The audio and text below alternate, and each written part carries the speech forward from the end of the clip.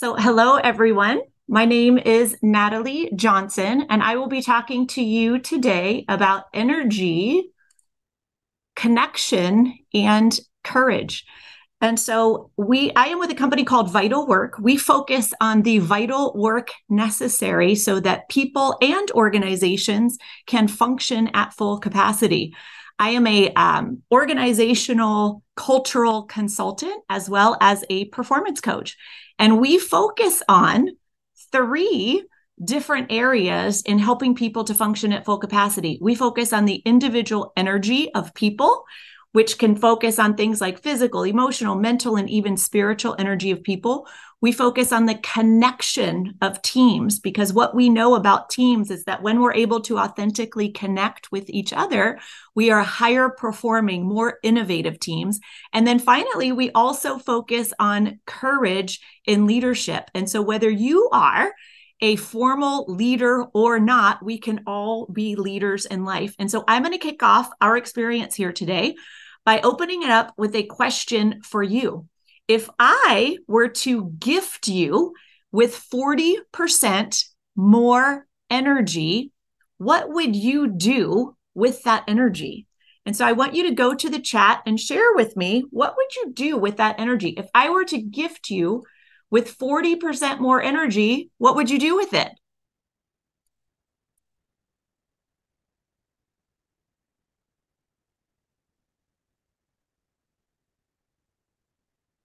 I'm wondering if anyone is here with me.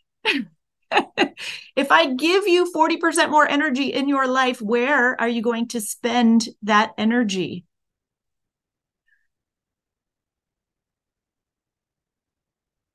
There we go.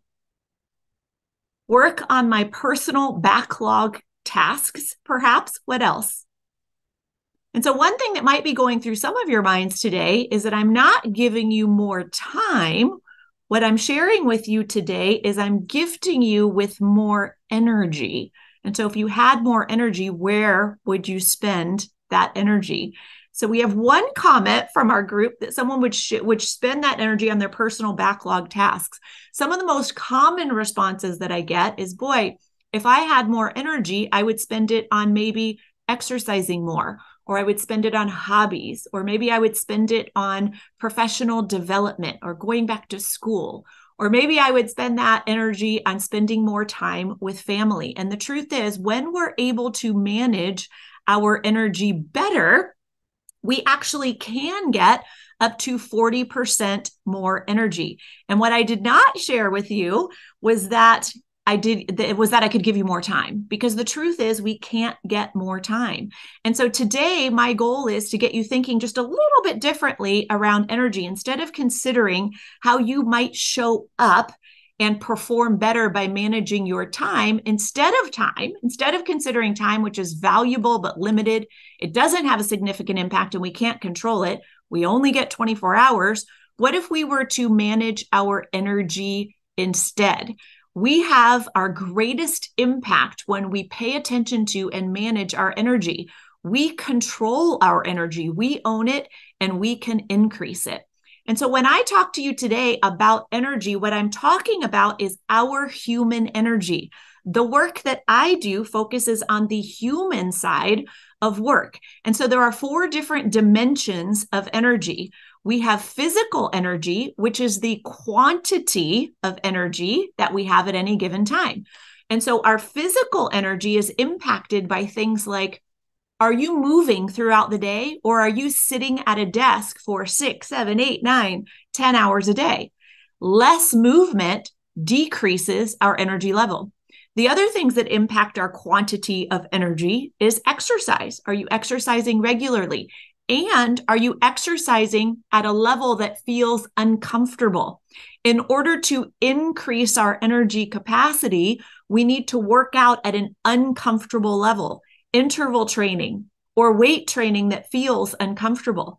The other things that impact our physical energy are how we are eating, our nutrition, and our fuel. When we eat lighter and more often throughout the day, that fuels better energy. It regulates our glucose levels. And then finally, the other thing that impacts our physical energy is our sleep. Are you getting good quantity and quality of sleep? And so what I'd like you to do while you're here with me today is just take a couple of notes. When I'm talking about physical energy, the things that impact your physical energy are movement, exercise, nutrition, and sleep. And so that is our physical energy, and that is the foundation for full engagement. When we want to show up fully engaged for people at work, for projects, for people at home, that means we are physically energized, emotionally connected, mentally laser focused, and driven with purpose. And so physical energy is the foundation of us showing up engaged. When we feel physically energetic, it helps us to be more emotionally connected. It fuels more focus, and it helps us to connect to things and people that are important to us, our purpose. When we feel physically exhausted or tired, it's more difficult to be emotionally connected, focused, and driven with purpose. And so physical energy is the real foundation of us being physically engaged. When I talk about emotional energy today, I'm referring to the quality of energy that we have at any given time. This has to do with our awareness of our emotions and our ability to self-regulate them.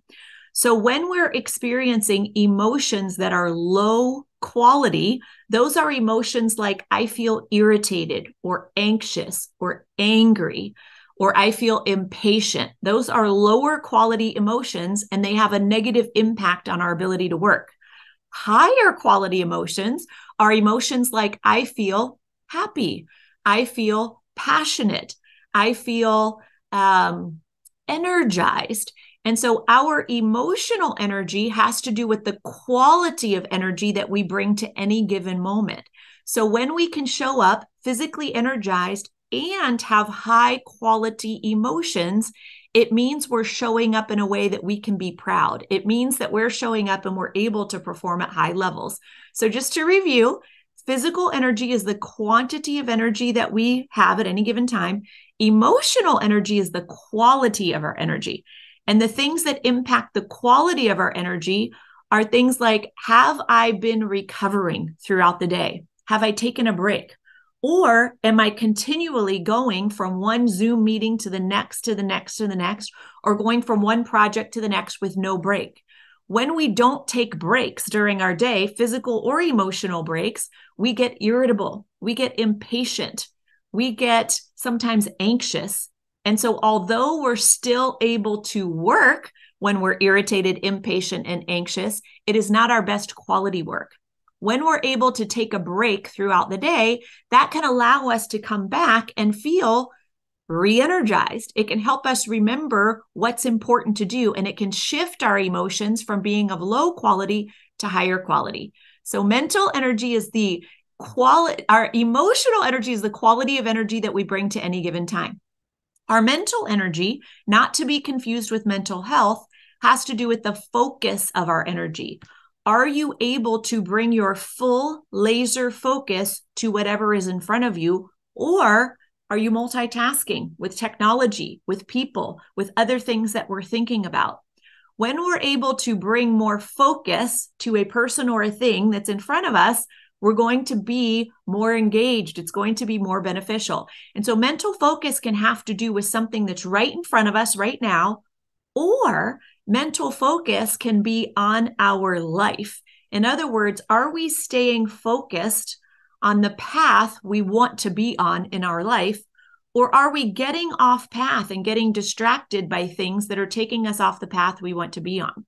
Sometimes things can happen in life where it takes us off the path that we want to be on, and maybe we're wasting our focus and our energy on things and people that don't matter. So some ways that we're able to bring more mental focus is we can reduce distractions, turn off notifications, reduce distractions around us. Long term, one of the ways that we stay focused in our life is we pay attention to the stories that we're telling ourselves and other people. We have control over the stories we tell ourselves and what our mindset is. When we can be more aware of what our mindset is and how it's impacting our life, we can stay on the path that we want to. So quick review, physical energy is the quantity of energy. Emotional energy is the quality of energy. Mental energy is the focus of our energy. And finally, spiritual energy is the force of our energy. In other words, when I talk about spiritual energy, it might sound like religion. For many people, it might be. But what I'm really focused on is, what is your motivator? What is your purpose? Who are the people and things that matter to you? When we can get really clear on our purpose, that helps us to show up with a stronger force behind our engagement. It is the force of our energy that creates resilience for us. When we're exhausted, when we're facing adversity in our life, even when we're emotionally and physically exhausted, it is the force of our spiritual energy that can carry us through. And so I want to pause there, because where we're going to start today is we're going to be focusing on our spiritual energy, the force behind our energy. I'm only here with you for a short time here today, and I believe that this is the most important one.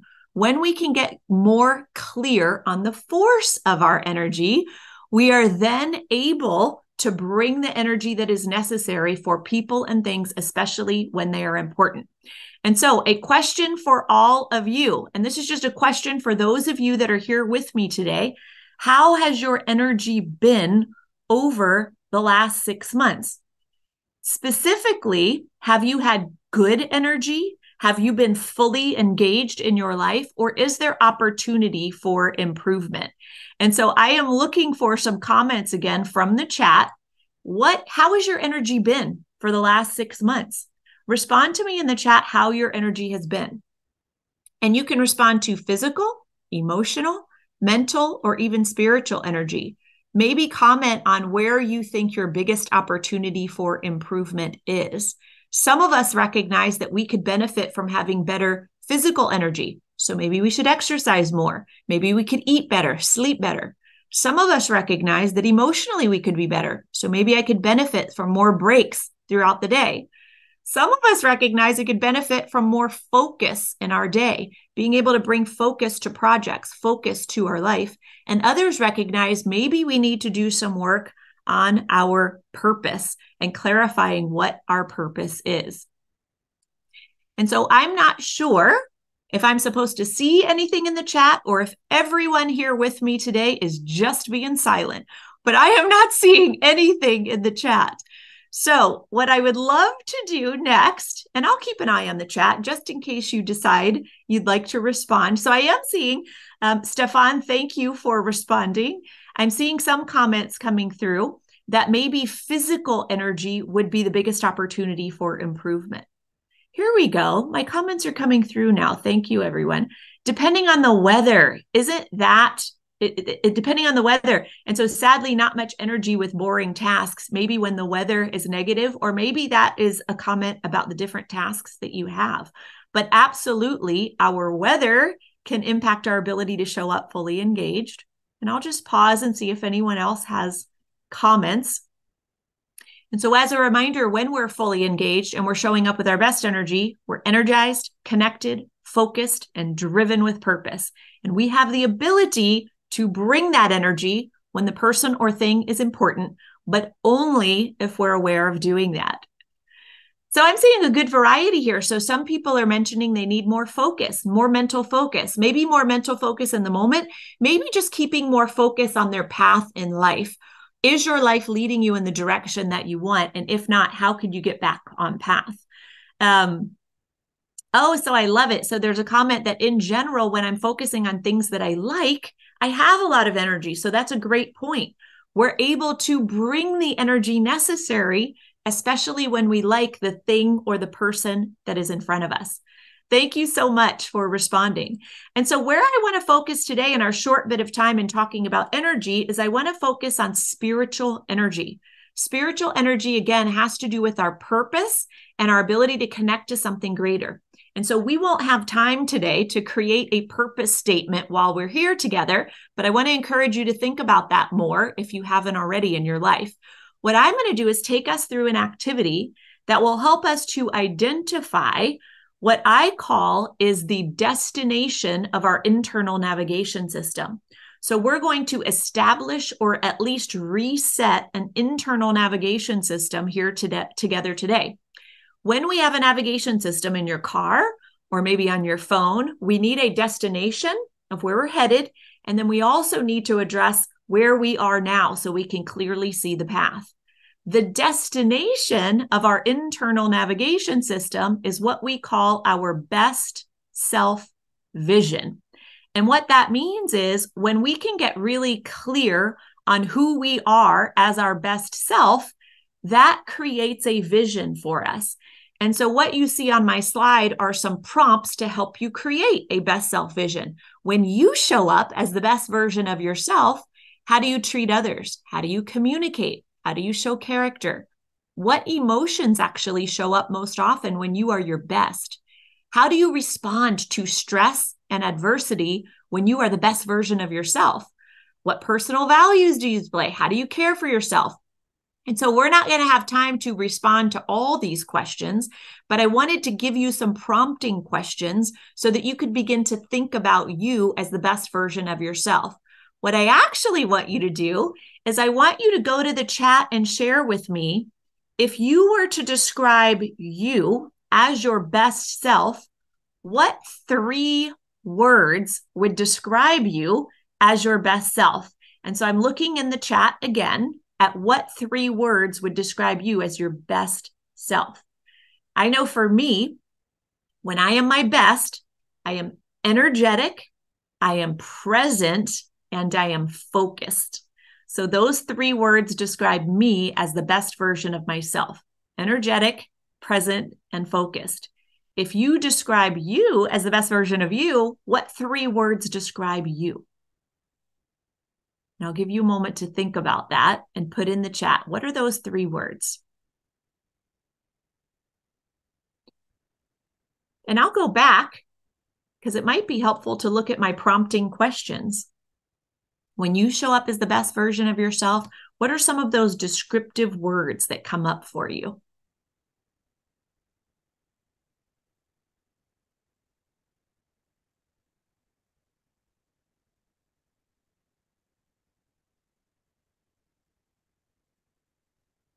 And if this is helpful, you can certainly screenshot these words, these questions. It's easy to sometimes not show up as the best version of ourselves when we're not reminded of what it is. And I'm not seeing any 3 words in my chat yet. There we go. Here they come. So I'm seeing other 3 words that describe others as their best self: ambitious, confident, calm, listening, solution-oriented. I love it. Creative, sharing, concentrated, confident. These are great words, so keep them coming through in the chat. Honest, direct, motivated. And so what I want you to do for today is write these 3 words down. Put it on a Post-it close to you or on a piece of paper and put it somewhere on your desk where you can be reminded of your best self. When we get more clear on our best self, we increase the probability that best self will show up in our life. And so it's important to gain clarity on best self, but also important to know how often has best self shown up. And so I just want you to consider a question. Over the last 6 months of your life, what percentage of time has your best self shown up in your life? Over the last 6 months, what percentage of time has that person shown up? And so maybe some of you, when you consider that, you can recognize there's opportunity for improvement. And so what we have is our best self vision is the destination. The percentage of time that we've shown up over the last 6 months is where we are today. And now that lays out a path of what we might need to do differently to move forward. So if you were to show up as your best self more often, which energy dimension would be more impactful? So if you were to improve in one energy dimension, physical, emotional, mental, or spiritual, which one would have the most impact on you being able to show up as your best self? Would best self show up more often if you focused on physical energy, emotional energy, mental, or spiritual? And some of you might be thinking, and go to the chat and share with me which one you think would have the bigger impact. Some of you might be thinking, well, all of them. I could do better in all of them. But what we know from human behavior is that we as humans don't do well with behavior change when we try to focus on too many things. And so it's important for us to focus on one thing at a time. So if you wanted to increase the amount of time that best self shows up, which one would have the biggest impact? And I am seeing a theme come through in the chat. People who are responding now are saying emotional. If I were to start with one, emotional energy. And so here, especially because everyone has said emotional, here's a reminder of what emotional energy dimension means. It means being aware of the emotion that we're experiencing and recognizing, is this emotion helping me or hurting me in the moment? And if we notice that an emotion is low quality and hurting me, meaning the emotion I feel is irritation, or I feel impatient, or I feel irritated, knowing the things that we can do to shift and self-regulate emotions. And oftentimes at work, the things we need to shift to higher quality emotions are recovery. So whatever recovery means for you, it might mean get up and move around. It might mean think about what you're grateful for that day. It might mean, if you're like me, petting your dog. My dog is close by at work often. It might mean taking a step outside, taking a few deep breaths, but incorporating some strategic recovery into your day will improve your emotional energy. So nice job. So what we focused on so far today is energy. We've looked at the 4 different energy dimensions and what impacts them. What's important to take away from this conversation so far is that plugging into your best self vision is a powerful motivator for change. And so some of you might be thinking, well, I'd be healthier if I took more breaks throughout the day, or maybe I'd be healthier if I exercised more, but we all know we would be healthier. Doesn't mean we do it. And so when we can connect behavior change to our best self vision, it is a more powerful motivator of change. And so hopefully you were able to begin that process today, because it sounds like this group that's here with me today recognized that I could manage my emotional energy better and my best self would show up more often. And so now we're going to move into connection, team connection specifically. So individual energy impacts our ability to show up fully engaged. Team connection impacts our ability to show up and be innovative as a team. It impacts our ability to have tough conversations on a team. It impacts our ability to have trust on a team. And so the number one thing that creates real connection on teams is trust. But I want to talk first about what gets in the way. And the thing that gets in the way, which is so interesting, because lots of you said you had opportunity for improvement around emotional energy. The thing that gets in the way of us being able to show up and authentically connect with each other is emotional triggers. Emotional triggers are inherent in the workplace, and we don't manage them well as human beings. In other words, someone at work might do something, let's send an email or an IM, and it triggers us and we feel irritated or angry. When we feel irritated or angry, our default as human beings is we act irritated and angry. So that might mean I fire off an email back, who do you think you are? Or it might mean that I shut down and I don't communicate with the person at all. But emotional triggers are inherent, natural in the workplace, and they get in the way of us being able to connect. When we're not paying attention to emotional triggers in the workplace, what can happen is people on teams have a lack of common purpose. We have trouble navigating changing conditions. Maybe there's gossip and friction and drama on teams. Maybe we throw people under the bus, or there's high turnover and lots of people quitting their job and new people coming in all the time. And the thing that's important about all of these, you might recognize some of these or have experienced these yourself. These come from emotional triggers getting in our way of being able to authentically connect with each other. And I love this quote from Peter Drucker. There's only 3 things that happen naturally in organizations, specifically on teams: friction, confusion, and underperformance. The rest requires leadership. And what I mean by leadership is it requires that we choose to be more aware of our emotions. regulate our emotions, and choose to create connection with others instead. And that takes intentionality and a plan. And so one of the first things that we need to do in order to create true connection with other people is to focus on the thing that is the most essential element for high-performing teams. And what I'm talking about here is psychological safety. Psychological safety is a characteristic of teams. And what psychological safety means is that a team is safe to take risks. In other words, I like the definition that comes from Amy Edmondson. Amy Edmondson is a researcher who has really coined the term psychological safety, and she did a lot of her work in healthcare. And so what does psychological safety mean? Amy Edmondson says that psychological safety is the belief that the environment is safe for interpersonal risk-taking. It means that people feel able to speak up when needed with relevant ideas, questions, or concerns without being shut down in a gratuitous way and without fear of negative consequences. Psychological safety creates the conditions so that people can learn as individuals as well as learn together. And learning is the key to team performance. So now, and some of you might have been familiar with the term psychological safety, but if not, remember, it is a characteristic of a team, and it means that all the people on the team feel safe in showing up as their true authentic self. It means people feel safe in saying things like, I made a mistake, or I disagree with everyone else on the team. When people feel safe enough to say those things, it means that psychological safety is high. And what the people believe on the team is people are not going to hold that against me. They're not going to make fun of me. They're actually going to jump in to support me. And so there are certain things that increase or decrease psychological safety on teams. And so I want to hear from you. When you think about psychological safety on a team, the things that create or don't create psychological safety, what are some examples of characteristics, attitudes, or behaviors that would decrease psychological safety? I want to hear from you in the chat.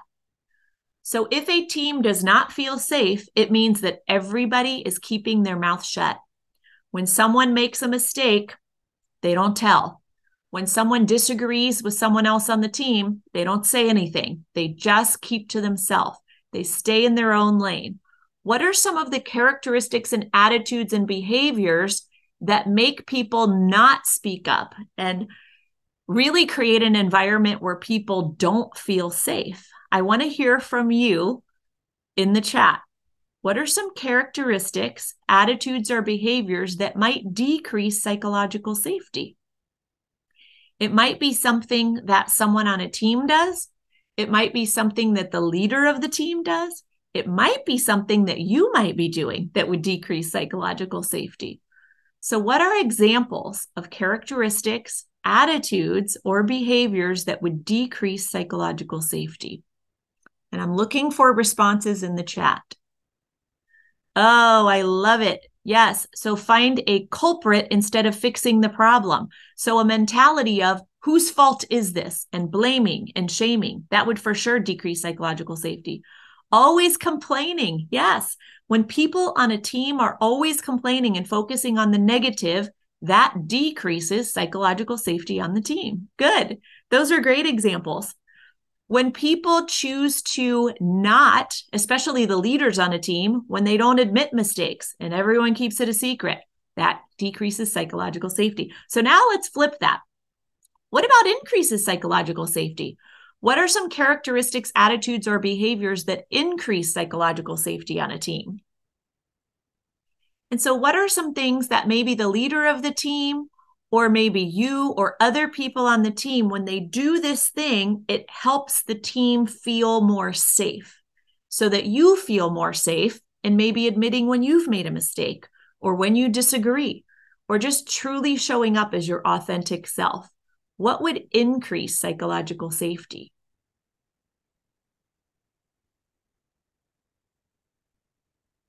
And so maybe,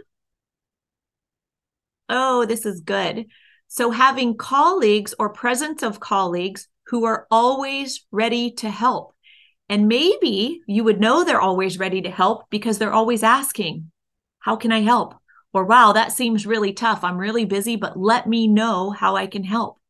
Or maybe when you're struggling with a problem or a barrier and you admit, I'm really struggling, this is overwhelming, that itself increases psychological safety. When a person chooses to be vulnerable and say, I feel overwhelmed, this is really difficult, that increases psychological safety. And then the presence of people choosing to jump in and help also increases psychological safety. Vegas rule, don't put issues outside of the team, solve it in the team. I love it. I always talk about Vegas rules. So Vegas rules is, what we talk about that is confidential on the team, it stays here. What happens in Vegas stays in Vegas. What happens on this team stays on the team, especially when it's confidential information about each other. I love it. When we choose to be a little bit uncomfortable and say things like, this was really hard and I made a big mistake, it opens the doors for other people to do it. So it feels scary. It feels fearful. It feels like people might make fun of me or hold this against me. But when we do it, it looks courageous and it creates trust on the team. So for the purpose of today, I want to introduce you to next what the main psychological safety influencers are, because the truth is, it is the colleagues and team members on the team that have the biggest influence of trust and psychological safety on a team. And so what I'm going to do, we're short on time today. I don't get a lot of time with you today, but I'm going to introduce you to the biggest psychological safety influencers. If you would like this list, and you would like an assessment that accompanies this list, you can use that QR code to get that emailed to you. So I'm going to go through these fairly quickly. But for you, I just want to introduce you to the main influencers of psychological safety. And so the first one is presence. Your presence has an impact on the tone and tenor of interactions in the room. When you enter a room, does your influence warm the air and it's welcoming? Or when you walk into a room, does it send a chill throughout the air and maybe people be quiet? And maybe it's different for different teams. When collaboration is another influencer, when you collaborate with your peers, do you accelerate or decelerate the speed of discovery and innovation? And so this one was one I had to work on myself. I tend to be a visionary. I have lots of ideas I like to share. And so I would like to think that I increase and accelerate collaboration. But what I've learned in my own journey is I talk too much sometimes. And so I share too many ideas. And so my ability to collaborate was actually decelerating the speed because I was pulling in too much when we needed to make decisions. So that's one that I've been working on myself. And that means I need to be a good listener. I need to intentionally keep my mouth shut and listen to other people's ideas first. Feedback. Fear breaks the feedback loop. So if there's pervasive fear, people filter or withhold feedback. Does your influence increase or restrict the flow of feedback? Do people shut down and not give feedback when you are present? Or do you encourage and influence feedback in a positive way? Inquiry. Telling has a tendency to shut people down, whereas asking has a tendency to draw people out. Does your influence draw people out or does it shut them down? Dissent. Dissent means healthy disagreement. So are you contributing to healthy disagreement in a way that really rewards people for being able to disagree and talk it through? Or do you punish dissent because you tap out of those hard conversations or you don't participate in those hard conversations? Mistakes. Mistakes are, that's supposed to say critical, not clinical. Mistakes are critical material for learning. And so what is your reaction to mistakes? We've talked about this one already, but do you point out mistakes as a learning opportunity or do you shut people down and say things like, I can't believe you made that mistake? Delivering truth with care. How skilled are you at delivering clear truth and direct truth, but delivering it with care? Most people can only hear and fully digest the truth when it's delivered with care. So how well do you do that? And then finally, receiving truth. When someone is giving you tough feedback, do you receive it well or do you shut down and get defensive? So again, you can use that QR code to have these sent to you and also have an assessment that can help you identify those. The last thing that I want to touch on today, what we've covered so far is energy. We've also touched on connection on teams. And the last thing I want to talk about is courage and leadership. And so although you may or may not be in a formal leadership role, we can all be leaders in life. And so what I want to introduce you to today, and perhaps you've heard of this, is I want to introduce you to a 7-year leadership study that was done in collaboration with Rice University, Kellogg School of Management, and the Wharton School of Business. This was a study that was headed up by Dr. Brené Brown. Dr. Brené Brown is a researcher out of the University of Houston, and I have this wonderful opportunity to work with Brené and facilitate her research. And her research has primarily focused on what courage looks like in the workplace. When we show up as courageous leaders and when we show up courageous in life, what does that look like?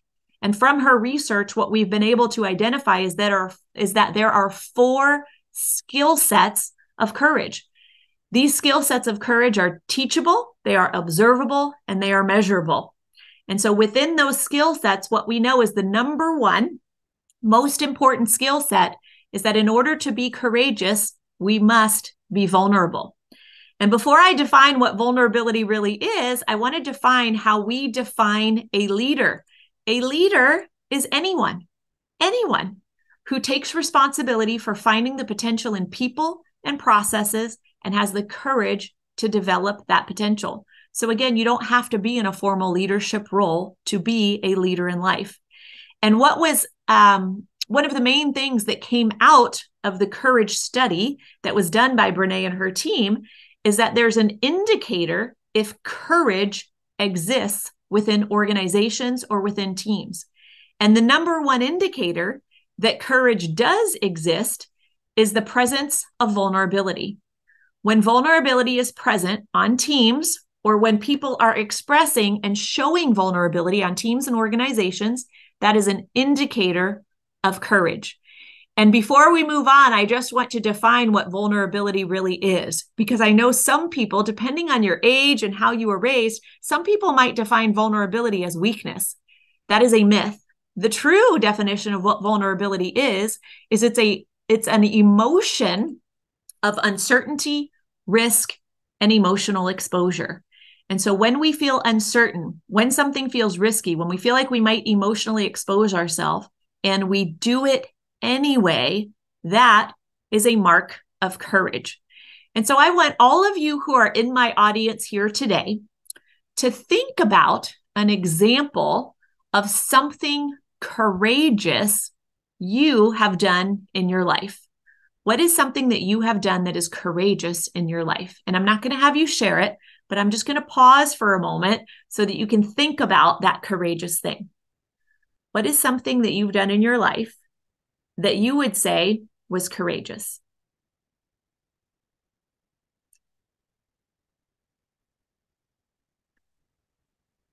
And so hopefully you've been able to think of something.